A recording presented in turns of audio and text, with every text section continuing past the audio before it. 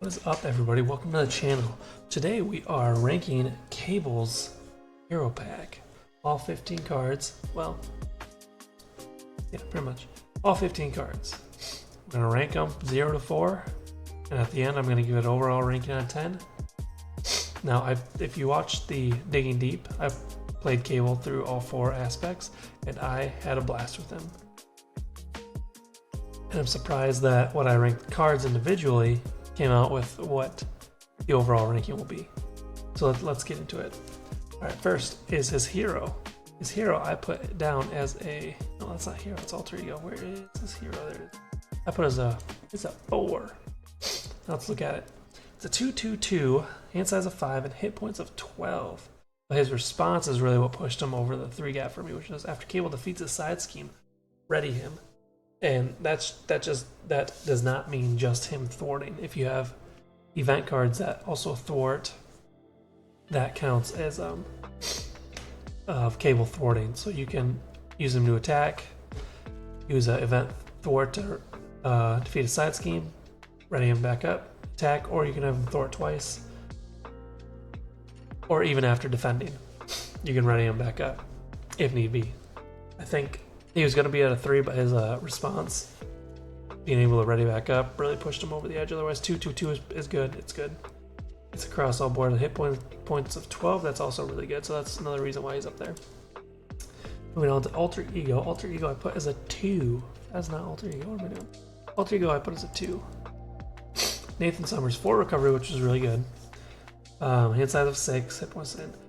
You may include player side schemes for any aspect in your deck. Okay, so this is good. You can add pretty much all player aspects from the entire game into your deck, which is really good, especially since all his cards are based off of side schemes and how many you complete. Soldier X setup. Like I've said before, I'm not a fan of setup alter ego abilities, but this one at least gets him player side scheme if you didn't already draw one, or if you wanted more to get out there. So it's not a bad setup because it helps him with his pack in general. But again, I don't like setup things. Next up is Body Slide. Body Slide I put as number 1. Well, not number 1, but 1 ranking. But it's a 0 cost event, action change form. Each other player may change to the form you are in. Now, I used this once, I think. I was in hero form and I needed to heal. So I flipped to alter ego form. I healed myself. Or what did I do? I think I did some actions, flipped over, healed myself, used Body Slide to flip back over, completed a side scheme, and then I was readied up again. I think that's how it went. I'm not quite sure. But this is only one because I only used it once. I'm sure in other scenarios it would be more useful, or if I was playing with other players as well. Because I would be able to help them out with a free flip. So if I was playing multiplier, this probably would be ranked a little bit higher. Next up is Mind Scan. Mind Scan right here. Mind Scan I put as a 4. Is it dead? Yeah, 4. It's a 2 cost event. Hero action thwart. Remove 3 threat from a scheme. Remove 1 additional threat from the scheme for each side scheme in the victory display pile. So, off the bat, you spend 2, you remove 3 threat from a scheme. This is a thwart. So if you are already exhausted, you get to unexhaust and get readied up because of this. But also, if you've already gone along in the game a little bit, you probably already have some player side schemes, so you're removing 1 additional threat from that scheme. So this is really nice if you need to go to alter ego for any reason and then build schemes out a bunch, and then he gets like an advance or something. And then you pull this card out, you flip over, thwart a little bit, mind scan, ready up, thwart again. Good way to get a big chunk of thwart down from the main scheme, or just get thwart off a really big side scheme. Moving on to Precognition. Precognition I put as a 2. Now it's a 0 cost event. Look at the top X cards of the encounter deck, where X is the number of side schemes in the victory display. You may discard one of those cards, put the rest in any order. This is a pretty decent card. I didn't play it as much as I should have. But if you have a good amount of side schemes in your victory pile, that's 5 cards you get to look at. And you may just then rearrange. And you get to get rid of it 1. It's a good way to possibly get shadows out of the way, or an advance, or an assault. Think of good way to get any of the standard cards out, or any of the villain cards out if they're pretty nasty. I put it as a 2 because it is a very good card. I just didn't use it to its full extent, I don't think. Moving on is Telekinetic Blast. Telekinetic Blast, I put right there. I put as a number 4, another great card. 3 cost event though, that's fine. Hero action, attack, deal 6 damage to an enemy, deal 1 additional damage to that enemy for each side scheme in the victory display. This is number 4. 3 costs a lot, but I think its outcome is greater than is worth 3. 2, I think it would be overpowered. So you deal 6 damage to an enemy straight away, just 6. Deal 1 additional damage to the enemy for each side scheme in the victory display. So this is a very good card straight off the bat, and also like mid-game after you've collected a good number of player side schemes. This is a really fantastic card, and I'm always wanting to play it when it comes in my hand, regardless if I have player side schemes or not. Technovirus Purge.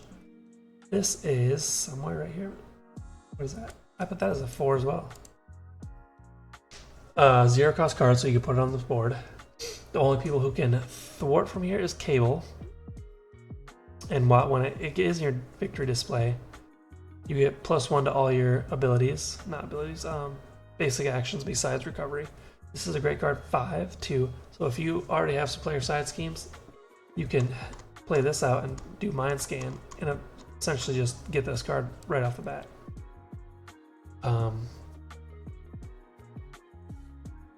This is great. I mean, if you do draw your obligation, you have to pull this. You have to pull this out. That's the only downside of it. I think that's how they tried to even this card out. But drawing your obligation is very rare, I think. But great card, really, to give yourself buff right there. Moving on to Grey Malkin. Grey Malkin. I don't know. It's gonna be a 3. Grey Malkin. 2 cost support. Response: after a side scheme is defeated, ready Grey Malkin. Resource: exhaust Grey Malkin, generate your energy resource. This is a great card. Great support. You generate an energy resource every turn, and if you're defeating side schemes like left and right, you get a ready Grey Malkin. So you could possibly use this, depending on your card hand and many hero and allies. You could ready this probably a good number of times. That's all I really have to say about that, honestly. Moving on to Professor. Professor I ranked as a 1. Now, he's a 1 support, which is great. Alter Ego action, exhaust Professor. Choose to either draw 1 card or search your deck and discard power for a player side scheme and add it to your hand. I only played this like right at the beginning if he came into my first or second hand. That way, because I believe I played the games where I rarely flipped over, so I didn't get to use this as much. But it is great to find a side scheme if you can. To find a side scheme if you want to get more out there faster. So a pretty decent card for what Cable's trying to do. Moving on to Askini-san. I'm sorry if I'm pronouncing that wrong. That I put as a 0. Now, it's a 1 upgrade. I didn't play it at all. It's a hero response thwart. After you defend against an attack, exhaust Askini-san and spend an energy resource. Remove threat from a scheme equal to your hero's thwart. Now, not horrible, but I did not defend a lot. I mostly took it. That way I could scheme later on. Which, if I think about it, this would have been decent, because after you defend, you could remove however many thwart you have, 2 or 3. And then on your turn, you could ready up by getting rid of a side scheme. Now that I'm thinking about that, this is probably a really good card. You put it out, you defend, and then by using this, you remove whatever 3 3 threat because you have some kind of additional boost to your threat, and remove 3 threat from superpower training. That's completing a side scheme. So Cable's ability lets him ready up during the villain phase. And now I don't remember. Let's take a look. If limit once per phase. So once you go back to your turn, okay. So this is a lot better card, but I did not play it out as that. For future games, I want to think about that more and try and get this out to the table more often for that fact. I just made this card a lot better in my own head, but we're going to keep where it's at. Now we're moving on to Forced Amnesia, which is a 1. Now, when I first played Cable, I took him through the campaign. I did not understand this card because I didn't realize it was. Because all the victory player side schemes were coming to my victory pile. I didn't realize regular side schemes would not. So when I started playing this again, I was like, oh, if I put this on a side scheme that doesn't have the victory keywords in it, then I can bring it to my victory pile. Sadly, I didn't play against a villain who had any regular side schemes, but that's fine. But it was 1 cost upgrade. Hero response after a non-permanent side scheme is defeated, add Forced Amnesia and that side scheme to the victory plot display. So this is a good way to get more side schemes on if you've already gone through all your player side schemes. So yes, very good card, but I didn't use it to its full potential. That's why it is a 1. Moving on to Plasma Rifle. Plasma Rifle is a 3 with Grey Malkin because they pair up nicely together. You exhaust Grey Malkin for that energy resource.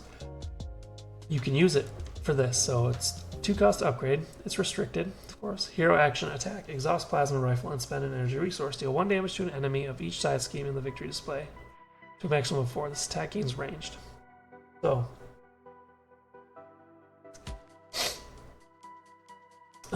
So you exhaust Grey Malkin and you can deal 4 damage with this off the bat, as long as you have 4 or more player side schemes, which I usually did in my Digging Deep episode. So yes, very good card. Even if you don't have Grey Malkin, still, it's a very good card nonetheless.